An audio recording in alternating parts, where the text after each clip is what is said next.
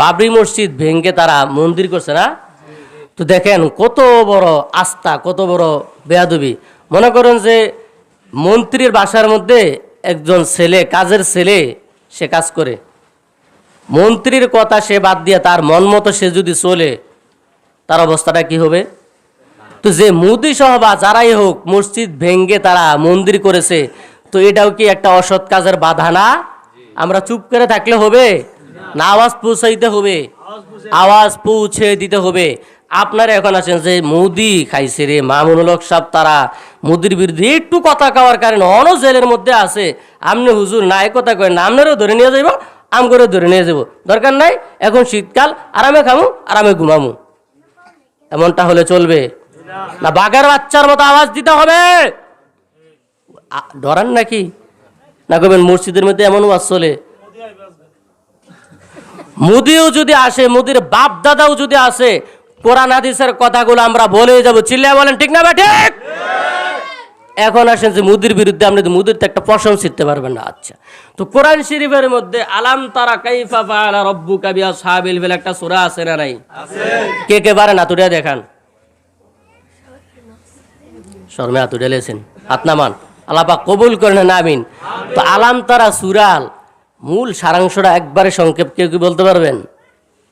আলাম তারা সূরার মূল সার সংক্ষেপ হলো, নবীজি তখন দুনিয়াতে আসেন নাই, নবীজির দাদা তখন মক্কা গড়ের মুতাওয়াল্লি সভাপতি, তখন আসহাবি ফিল, ওই যে আলাম তারা কাইফা ফাআলা রাব্বুকা বিআসহাবিল ফিল, হাতি বাহিনী হস্তি বাহিনী তারা মক্কার কাবাঘর ধ্বংস করার জন্য আসলো।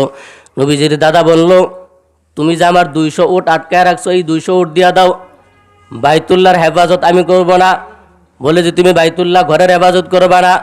বলে যে বাইতুল্লাহ ঘরের হেফাজত আমার করার প্রয়োজন নাই, বরং বাইতুল্লাহর যে মালিক, ওই মালিক বাইতুল্লাহর হেফাজত করবে, তুমি আমার 200 উট দিয়ে দাও। নবীজির দাদা থেকে এই বাবরি মসজিদের সাথে হিসাব মিলাইলে দেখা যায়, যদি আমরা মোদির বিরুদ্ধে কিছু করতে পারবো না, একটা পশম ছিঁড়তে পারবো না, কিন্তু প্রাণ খুলে যদি আমরা আল্লাহর কাছে বলতে পারি, মিছিলের প্রয়োজন হলে মিছিল করতে পারি, আরও যা যা সংগ্রামের প্রয়োজন হলে যদি সংগ্রাম করতে পারি, তাহলে আমার আল্লাহ ওই হস্তি বাহিনীকে যেমনিভাবে ধ্বংস করে দিয়েছেন, আমার আল্লাহ মোদি বাহিনীকে, কাফের হিন্দুদেরকে ওইভাবে ধ্বংস করে দিতে পারেন। এখন এটা কোন ঠিক না বে ঠিক? তাহলে যদি আমরা তাদের বিরুদ্ধে কিছু করতে পারবো না, কিন্তু আল্লাহর কাছে বলি, আল্লাহ তাআলা কি করবেন? হাতি বাহিনীতে কি কি করছেন? এক একটা হাতির উপরে, এক একটা মানুষের উপরে ছোট্ট আবাবিল পাখিদের মাধ্যমে এক একটা ছোট্ট করে কঙ্কর মাথার উপরে দিয়ে ঢেলে দিয়েছেন, বাথরুমের রাস্তা দিয়ে বের হয়ে তারা একদম দুলিশাত হয়ে গেছে। ফাজা আলাহুম, জোরে কান কি ভাল লাগে না কথা? শুধু মিষ্টি মিষ্টি কথাই ভাল লাগে, সৎ কাজের আদেশ অসৎ কাজের নিষেধ দেওয়ার দরকার নাই।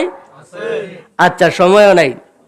তাহলে আমরা আল্লাহর কাছে বলি, আল্লাহ তাআলা এইভাবে মসজিদ যারা ভেঙ্গে মন্দির করে দিল, আমরা আল্লাহর কাছে দোয়া করি, আল্লাহ আপনি যেমনিভাবে আসহাবে ফিলদেরকে ধ্বংস করে দিয়েছেন বাইতুল্লাহ রক্ষার জন্য, বাবরি মসজিদ রক্ষার জন্য, আপনি বাবরি মসজিদের শত্রু যারা, আপনার শত্রু যারা, আপনি তাদেরকে ওইভাবে ধ্বংস করে দেন। চিল্লায় বলেন আমিন।